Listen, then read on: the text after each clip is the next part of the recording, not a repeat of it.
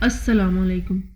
آج ہم بات کریں گے غزوہ احد کے پس منظر اور اس کے دوران پیش آنے والے واقعات کے بارے میں۔ عرب میں صرف ایک شخص کا قتل لڑائی کا ایک سلسلہ چھیڑ دیتا تھا جو سینکڑوں برس تک ختم نہیں ہو سکتا تھا۔ طرفین میں سے جس کو شکست ہوتی تھی وہ انتقام کو ایسا فرض جانتا تھا کہ جس کے ادا کیے بغیر اس کی ہستی قائم نہیں رہ سکتی تھی۔ بدر میں قریش کے 70 آدمی مارے گئے تھے، جن میں اکثر وہ تھے جو قریش کے سرتاج تھے۔ اس بنا پر تمام مکہ جوش انتقام سے لبریز تھا۔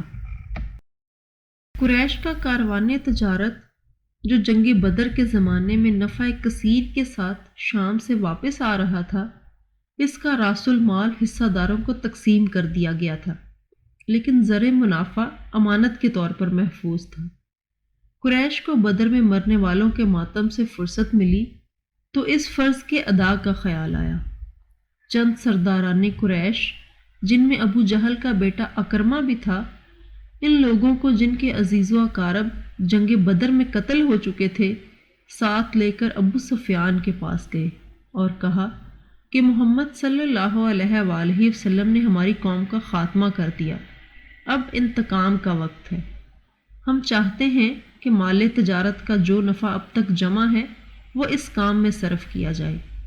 یہ ایک ایسی درخواست تھی جو پیش ہونے سے پہلے قبول کر لی گئی تھی، لیکن قریش کو اب مسلمانوں کی قوت و زور کا اندازہ ہو چکا تھا۔ وہ جانتے تھے کہ جنگ بدر میں جس سامان سے وہ گئے تھے اس سے اب کچھ زیادہ درکار ہے۔ قریش میں 2 شاعر شاعری میں مشہور تھے، عمر جمحی اور مصعف۔ عمر جمحی غزوہ بدر میں گرفتار ہو گیا تھا، لیکن رسول اللہ صلی اللہ علیہ وآلہ وسلم نے رحم کر کے اس کو رہا کر دیا تھا۔ قریش کی درخواست پر وہ اور مصعف مکہ سے نکلے اور تمام قبائل قریش میں اپنی آتش بیانی سے آگ لگا آئے۔ لڑائیوں میں ثابت قدمی اور جوش جنگ کا بڑا ذریعہ خاتونان حرم تھیں۔ جس لڑائی میں خواتین ساتھ ہوتی تھیں، عرب جانوں پر کھیل جاتے تھے کہ شکست ہوگی تو عورتیں بے حرمت ہوں گی۔ بہت سی عورتیں ایسی تھیں جن کی اولاد جنگ بدر میں قتل ہو چکی تھی، اس لیے وہ خود جوش انتقام سے لبریز تھیں اور انہوں نے منتیں مانی تھیں کہ اولاد کے قاتلوں کا خون پی کر دم لیں گی۔ غرض جب فوجیں تیار ہوئیں تو بڑے بڑے معزز گھرانوں کی عورتیں بھی فوج میں شامل ہوئیں۔ ان میں سے بعض کے نام حسب ذیل ہیں۔ ہند عتبہ کی بیٹی اور امیر معاویہ کی ماں تھی۔ ام کلیم اکرمہ کی بیوی تھی۔ فاطمہ بنت ولید حضرت خالد کی بہن تھی۔ برزہ مسعود ثقفی کی بیٹی تھی۔ ریتا عمر بن العاص کی زوجہ تھی۔ خناس حضرت مصعب بن عمیر کی ماں تھی۔ حضرت حمزہ نے ہند کے باپ عتبہ کو بدر میں قتل کیا تھا۔ جبیر بن مطعم کا چچا بھی حضرت حمزہ کے ہاتھ سے مارا گیا تھا۔ اس بنا پر ہند نے حبشی کو، جو جبیر کا غلام اور نیزہ بازی میں کمال رکھتا تھا، حضرت حمزہ کے قتل پر آمادہ کیا اور یہ اقرار ہوا کہ اس کارگزاری کے صلہ میں وہ آزاد کر دیا جائے گا۔ حضرت عباس رسول اللہ صلی اللہ علیہ وآلہ وسلم کے چچا اسلام لا چکے تھے، لیکن اب تک مکہ ہی میں مقیم تھے۔ انہوں نے تمام حالات لکھ کر ایک تیز رو قاصد کے ہاتھ رسول اللہ صلی اللہ علیہ وآلہ وسلم کے پاس بھیجا اور قاصد کو تاکید کی کہ 3 رات دن میں مدینہ جائے۔ حضرت صلی اللہ علیہ وآلہ وسلم کو یہ خبریں پہنچیں تو آپ صلی اللہ علیہ وآلہ وسلم نے 5ویں شوال کو 2 خبر رساں جن کے نام انس اور مونس تھے خبر لانے کے لیے بھیجے۔ انہوں نے آ کر اطلاع دی کہ قریش کا لشکر مدینہ کے قریب آ گیا اور مدینہ کی چراگاہ کو ان کے گھوڑوں نے صاف کر دیا۔ آپ صلی اللہ علیہ وآلہ وسلم نے حضرت حباب بن منظر کو بھیجا کہ فوج کی تعداد کی خبر لائیں۔ انہوں نے آ کر صحیح تخمینہ سے اطلاع دی۔ چونکہ شہر پر حملہ کا اندیشہ تھا، ہر طرف پہرے بٹھا دیے گئے۔ حضرت سعد بن عبادہ اور سعد بن معاذ ہتھیار لگا کر تمام رات مسجد نبوی صلی اللہ علیہ وآلہ وسلم کے دروازے پر پہرا دیتے رہے۔ صبح کو آپ صلی اللہ علیہ وآلہ وسلم نے صحابہ سے مشورہ کیا۔ مہاجرین نے عموماً اور انصار میں سے اکابر نے رائے دی کہ عورتیں باہر قلعوں میں بھیج دی جائیں اور شہر میں پناہ گزین ہو کر مقابلہ کیا جائے۔ عبداللہ بن ابی بن سلول، جو اب تک کبھی شریک مشورہ نہیں کیا گیا تھا، اس نے بھی یہی رائے دی، لیکن ان نخیس صحابہ نے جو جنگ بدر میں شریک نہ ہو سکے تھے، اس بات پر اصرار کیا کہ شہر سے نکل کر حملہ کیا جائے۔ حضرت صلی اللہ علیہ وآلہ وسلم گھر میں تشریف لے گئے اور زرہ پہن کر باہر تشریف لائے۔ اب لوگوں کو ندامت ہوئی کہ ہم نے رسول اللہ صلی اللہ علیہ وآلہ وسلم کو خلاف مرضی نکلنے پر مجبور کیا۔ سب نے عرض کی کہ ہم اپنی رائے سے باز آتے ہیں۔ ارشاد ہوا کہ نبی کو یہ زیب نہیں دیتا کہ ہتھیار پہن کر اتار دے۔ قریش بدھ کے دن مدینہ کے قریب پہنچے اور کوہ احد پر پڑاؤ ڈالا۔ حضرت صلی اللہ علیہ وآلہ وسلم جمعہ کے دن نماز جمعہ پڑھ کر 1000 صحابہ کے ساتھ شہر سے نکلے۔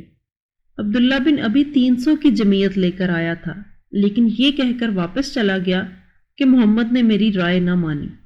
حضرت صلی اللہ علیہ وآلہ وسلم کے ساتھ اب صرف 700 صحابہ رہ گئے، ان میں سے 100 زرہ پوش تھے۔ آپ صلی اللہ علیہ وآلہ وسلم نے مدینہ سے نکل کر فوج کا جائزہ لیا اور جو لوگ کم سن تھے واپس کر دیے گئے۔ ان میں حضرت زید بن ثابت، حضرت برا بن عازب، حضرت ابو سعید خدری، حضرت عبداللہ بن عمر اور حضرت عرابہ اوسی بھی تھے، لیکن جان نثاری کا یہ ذوق تھا کہ نوجوانوں میں سے جب رافع بن خدیج سے کہا گیا کہ تم عمر میں چھوٹے ہو، واپس جاؤ، تو وہ انگوٹھوں کے بل تن کر کھڑے ہو گئے کہ قد اونچا نظر آئے۔ چنانچہ ان کی یہ ترکیب چل گئی اور وہ لے لیے گئے۔ حضرت سمرہ ایک نوجوان جوان کے ہم عمر تھے۔ انہوں نے یہ دلیل پیش کی کہ میں رافع کو لڑائی میں پچھاڑ لیتا ہوں، اس لیے اگر ان کو اجازت ملتی ہے تو مجھ کو بھی ملنی چاہیے۔ دونوں کا مقابلہ کرایا گیا اور سمرہ نے رافع کو زمین پر دے مارا۔ اس بنا پر ان کو بھی اجازت مل گئی۔ غزوہ احد میں حضرت صلی اللہ علیہ وآلہ وسلم نے احد کے پہاڑ کو پشت پر رکھ کر صف آرائی کی۔ حضرت مصعب بن عمیر کو علم عنایت کیا۔ حضرت زبیر بن العوام گھڑ سواروں کے افسر مقرر ہوئے۔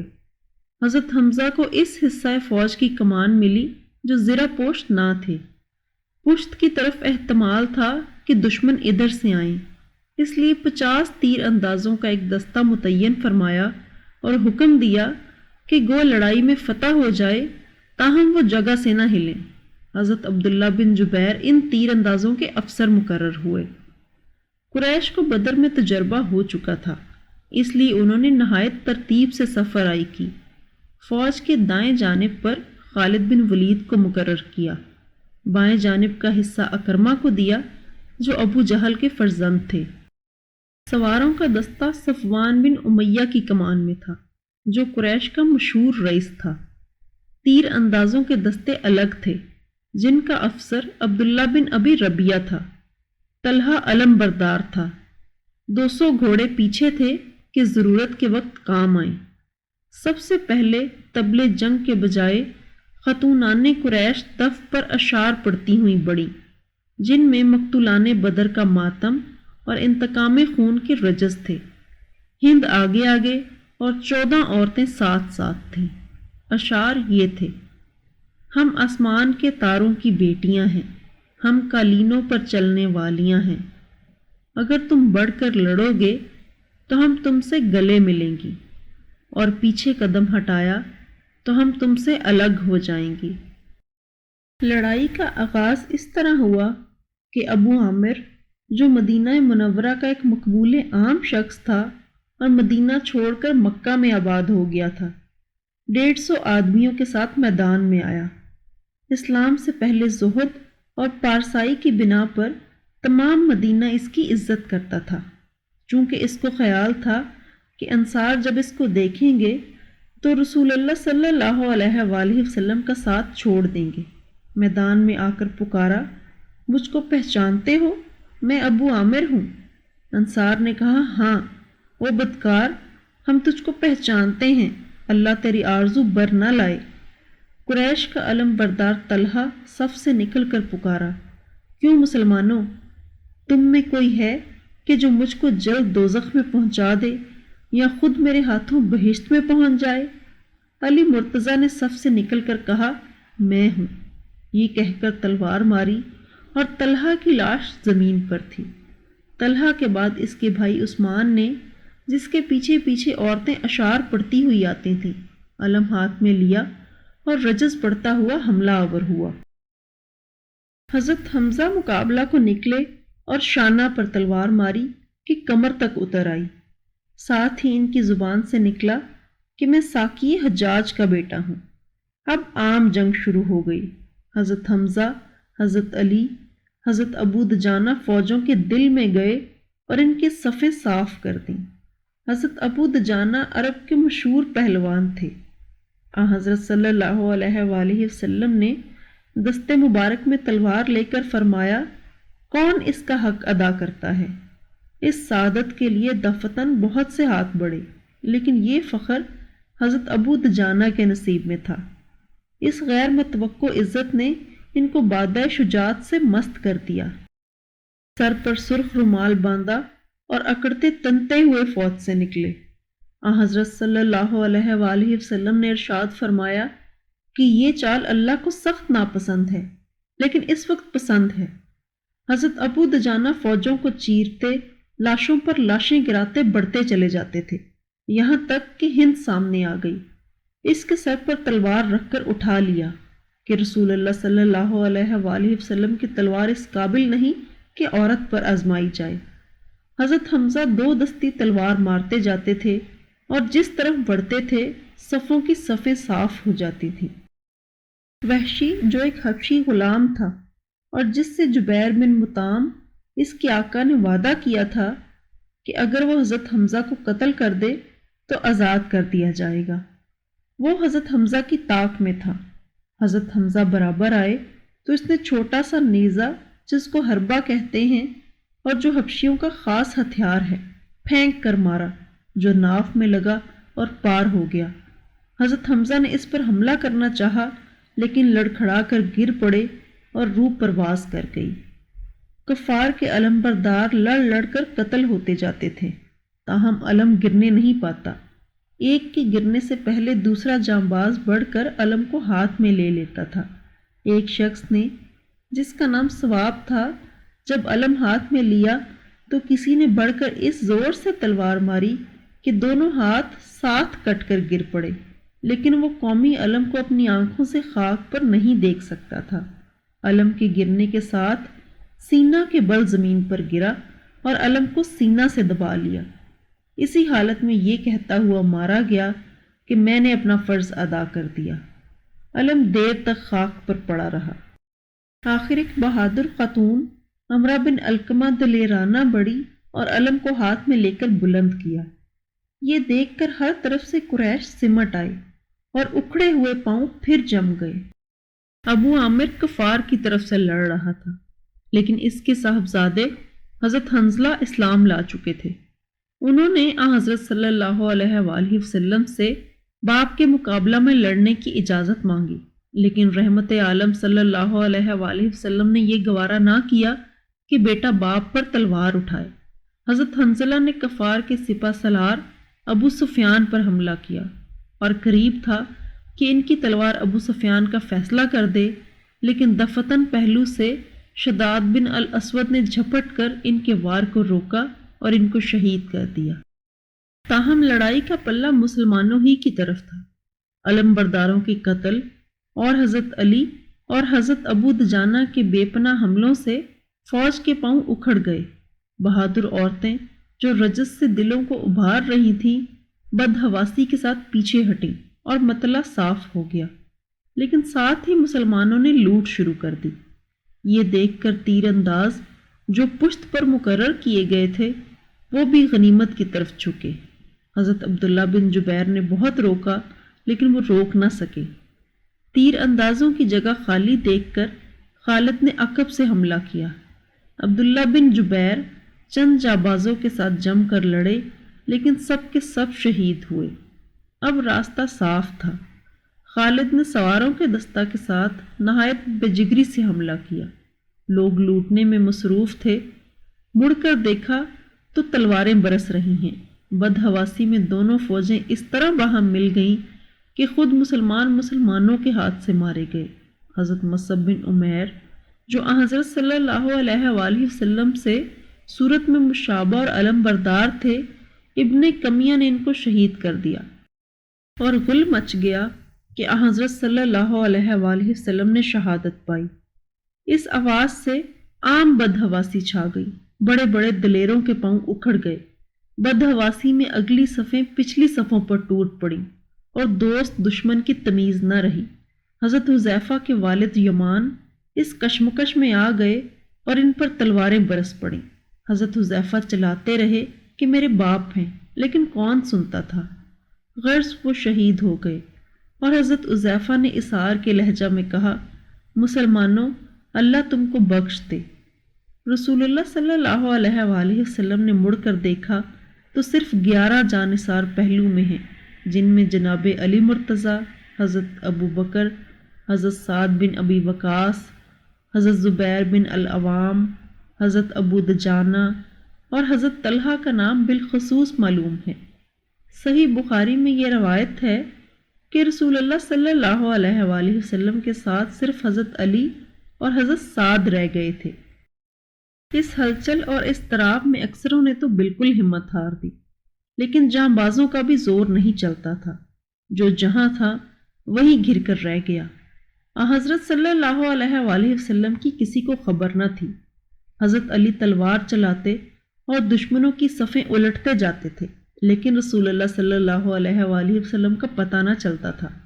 حضرت انس کے چچا حضرت ابن نضر لڑتے جھڑتے موقع سے آگے نکل گئے۔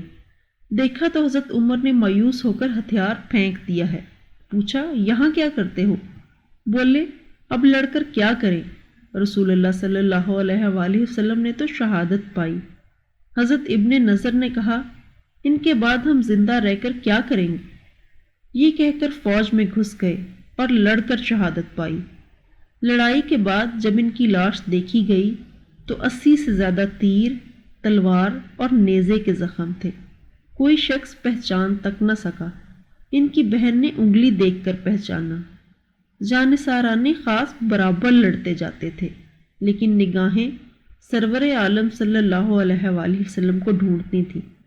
سب سے پہلے حضرت کعب بن مالک کی نظر پڑی۔ چہرہ مبارک صلی اللہ علیہ وآلہ وسلم پر مغفر تھا، لیکن آنکھیں نظر آتی تھیں۔ حضرت کعب نے پہچان کر پکارا، مسلمانہ رسول اللہ صلی اللہ علیہ وآلہ وسلم یہ ہیں۔ یہ سن کر ہر طرف سے جانثار ٹوٹ پڑے۔ کفار نے اب ہر طرف سے ہٹ کر اسی ایک رخ پر زور دیا۔ دل کا دل ہجوم کر کے بڑھتا تھا، لیکن ذوالفقار کی بجلی سے یہ بادل چھٹ پھٹ کر رہ جاتا تھا۔ ایک دفعہ ہجوم ہوا تو حضرت صلی اللہ علیہ وآلہ وسلم نے فرمایا، کون مجھ پر جان دیتا ہے؟ حضرت زیاد بن سکن 5 انصاری لے کر اس خدمت کے ادا کرنے کے لیے بڑھے، اور ایک ایک نے جانبازی سے لڑ کر جانیں فدا کر دی کہ حضرت زیاد کو یہ شرف حاصل ہوا کہ حضرت صلی اللہ علیہ وآلہ وسلم نے حکم دیا کہ ان کا لاشا قریب لاؤ۔ لوگ اٹھا کر لائے، کچھ جان باقی تھی، قدموں پر منہ رکھ دیا اور اسی حالت میں جان دی۔ عبداللہ بن کمیہ جو قریش کا مشہور بہادر تھا، صفوں کو چیرتا پھاڑتا حضرت صلی اللہ علیہ وآلہ وسلم کے قریب آ گیا اور چہرہ مبارک پر تلوار ماری۔ اس کے صدمہ سے مغفر کی 2 کڑیاں چہرہ مبارک میں چپ کر رہ گئیں۔ چاروں طرف سے تلواریں اور تیر برس رہے تھے۔ یہ دیکھ کر جانثاروں نے آپ صلی اللہ علیہ وآلہ وسلم کو دائرہ میں لے لیا۔ حضرت ابو دجانہ جھک کر ڈھال بن گئے۔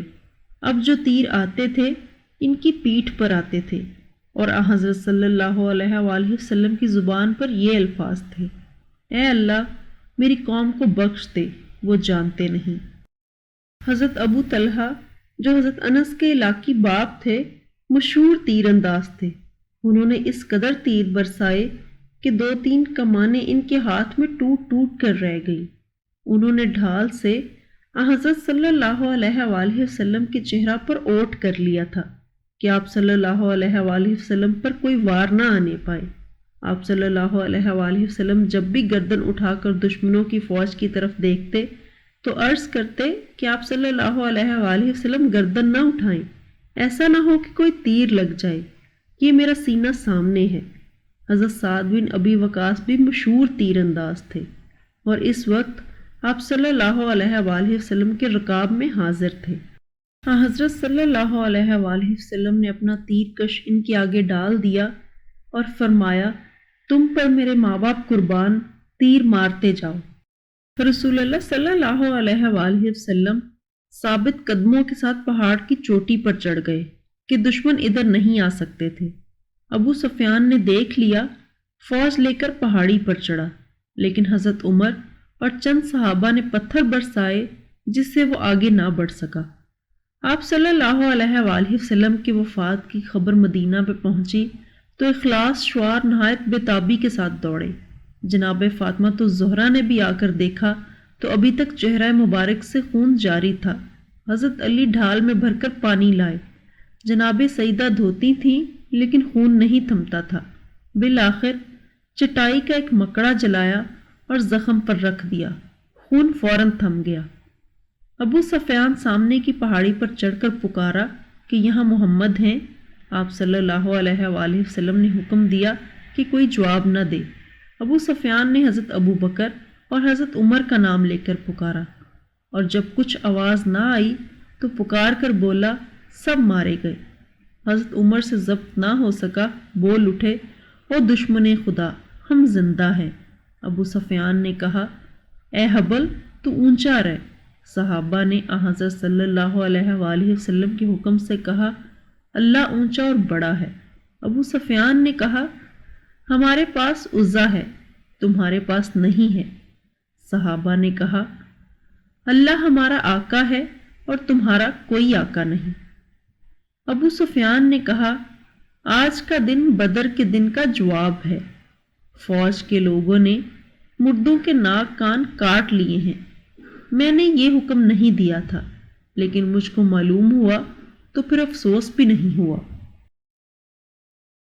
حضرت صلی اللہ علیہ وآلہ وسلم نے مستورات اور بچوں کو حضرت یمان اور حضرت ثابت کی حفاظت میں مدینہ کے پاس کے قلعوں میں بھیج دیا تھا۔ ان لوگوں کو شکست کی خبر معلوم ہوئی تو سب کو چھوڑ کر احد کی طرف بڑھے۔ خاتونان قریش نے انتقام بدر کے جوش میں مسلمانوں کی لاشوں سے بھی بدلہ لیا، ان کے ناک کان کاٹ لیے۔ ہند جو امیر معاویہ کی ماں تھی، اس نے ان پھولوں کا ہار بنایا اور اپنے گلے میں ڈالا۔ حضرت حمزہ کی لاش پر گئی اور ان کا پیٹ چاک کر کے کلیجہ نکالا اور چبا گئی، لیکن گلے سے اتر نہ سکا، اس لیے اگل دینا پڑا۔ تاریخوں میں ہند کا لقب جو جگر خوار لکھا جاتا ہے، اسی بنا پر لکھا جاتا ہے۔ ہند فتح مکہ میں ایمان لائی۔ اس غزوہ میں اکثر خاتونان اسلام نے بھی شرکت کی۔ حضرت عائشہ اور حضرت ام سلیم جو حضرت انس کی ماں تھیں، زخمیوں کو پانی پلاتی تھی۔ صحیح بخاری میں حضرت انس سے منقول ہے کہ میں نے حضرت عائشہ اور حضرت ام سلیم کو دیکھا کہ پائنچے چڑھائے ہوئے مشک بھر بھر کر لائیں اور زخمیوں کو پانی پلاتی تھی۔ مشک خالی ہو جاتی تھی تو پھر جا کر بھر لاتی تھی۔ ایک اور روایت میں ہے کہ حضرت ام سلیت نے بھی، جو حضرت ابو سعید خدری کی ماں تھی، یہی خدمت انجام دی۔ عین اس وقت جبکہ کافروں نے عام حملہ کر دیا تھا اور آپ صلی اللہ علیہ وآلہ وسلم کے ساتھ صرف چند جانثار رہ گئے تھے، ام امارہ حضرت صلی اللہ علیہ وآلہ وسلم کے پاس پہنچی اور اپنا سینہ ڈھال بنا دیا۔ کفار جب آپ صلی اللہ علیہ وآلہ وسلم پر بڑھتے تھے تو تیر اور تلوار سے روکتی تھی۔ ابن کمیہ جب دوڑتا ہوا حضرت صلی اللہ علیہ وآلہ وسلم کے پاس پہنچ گیا تو حضرت ام امارہ نے بڑھ کر روکا، چنانچہ کندھے پر گہرا زخم آیا۔